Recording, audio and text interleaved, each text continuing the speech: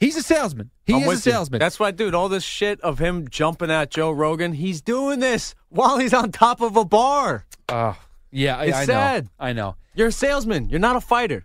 He's disputing that loss. I want to see him wrestling now. If he's like, I'm coming. Dude, if he start putting wrestling stuff out, we could start to edge towards the rematch. He's doing nothing to convince that. And Tony Ferguson is left in the dust, as always. It's unbelievable. It's unbelievable that guy had the... Listen. Got some shit to handle. He had an opportunity many times, and he keeps on getting hurt, or Khabib has gotten, cut weight issues. But this latest one is just crazy. And now I saw the other day, is he going to a psychiatrist or psychologist? Psychologist. I don't know. I saw two different things. I saw him put the psychologist, but then the psychiatrist was also up there too. I don't know which one it is, but they're different. He's getting mental health. He's getting it handled. I mean, we've seen this, man, with fighters. Tyson Fury talked about it a lot. Max Holloway talked about depression. Connor needs it too.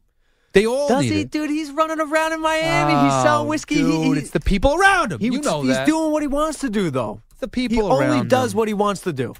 He wants to make money, be a salesman, and work out a little, man. I don't see him doing the freaking hard stuff. Yeah, he's partying. Yeah, but he's getting arrested. That's the problem. Here's the thing, right? So we have this issue in the NFL, right? We have Odell Beckham Jr. for the Giants. He got traded from the Giants to the Browns, and everyone's sitting there going, "Guy is terrible.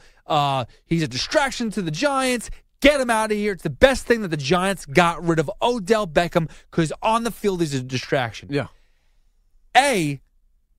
He's actually a talented, one of the most talented wide receivers in the game right now. Besides Antonio Brown, he's up there. Top 3, no question. Yep.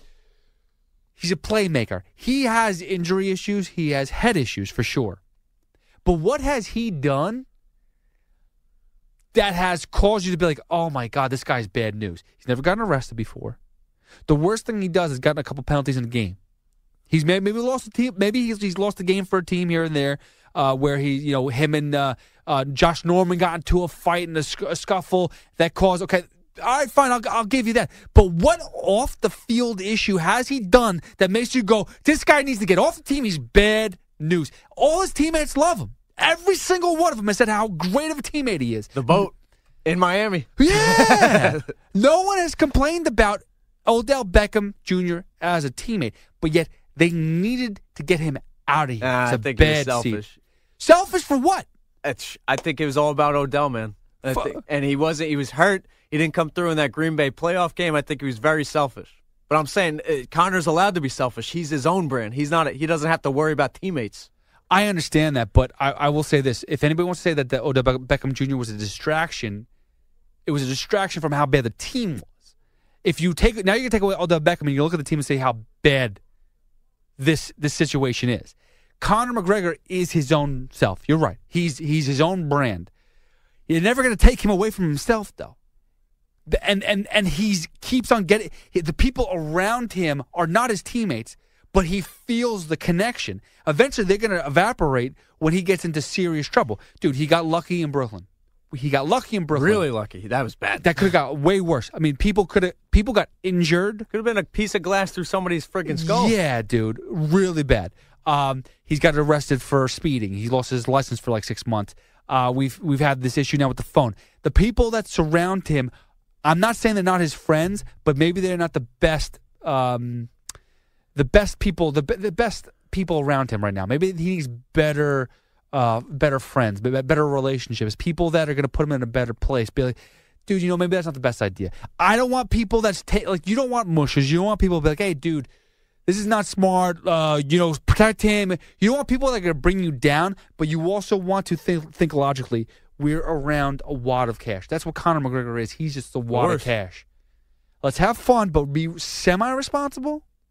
Dude, he should copy the Floyd model to a freaking T. I think he emulates Floyd's patience and business-like person, an empire that Floyd has grown. Floyd is always the A side. I think Conor really respects him in that sense, and him as a promoter.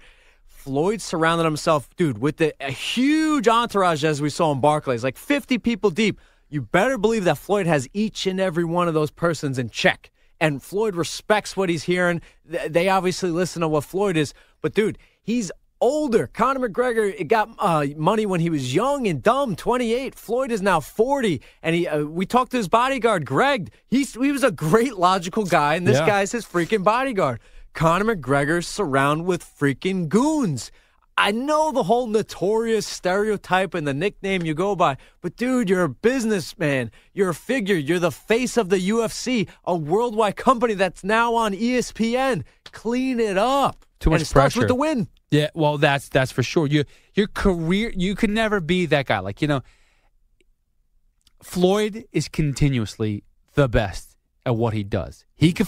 That's that. And think about this: his fights. His pay-per-view buys have dipped over the years because of who he fights. It's not, whatever. You're just fighting a tin can, no big deal. So now you're 50-0, great, whatever. Conor put him over the top for sure.